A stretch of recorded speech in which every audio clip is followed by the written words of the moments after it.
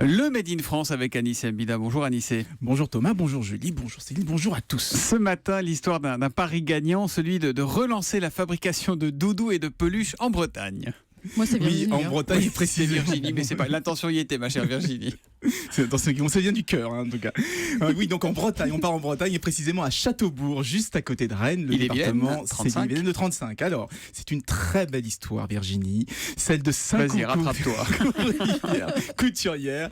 Elle travaille pour un fabricant de peluches, mais avec la concurrence chinoise, ce fabricant finit par faire faillite. Donc, elle se retrouve licenciée économique, mais pas question de se laisser abattre. Elle croit en leur savoir-faire. Donc, elle monte un petit atelier qu'elles appellent Maïlou Tradition. Alors, au départ, en 2011, elles vendent 500 pièces par mois. Et vous savez combien d'en ont écoulé le mois dernier ? Non.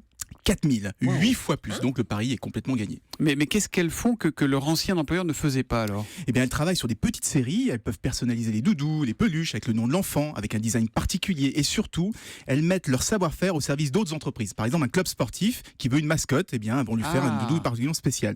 Des secteurs où les Chinois sont très très peu présents. Ouais, et parce donc, qu'ils font de la masse, ils font pas du voilà, personnalisé. ils font du volume, Ouais. font du pas cher, font du bas de gamme. Et elle fait du haut de gamme, personnalisé. Et ça marche. Elles embauchent. L'équipe fait désormais 11 personnes. Ils viennent même d'emménager dans des locaux 2 fois plus grands. Bon. Ils sont en pleine croissance. Mais niveau prix, elles sont chères leurs peluches ou pas chez Maïlou Tradition ? Bah même pas, ils ont des modèles à partir de 15-20 euros, donc c'est assez raisonnable, vu la qualité, c'est du fait main.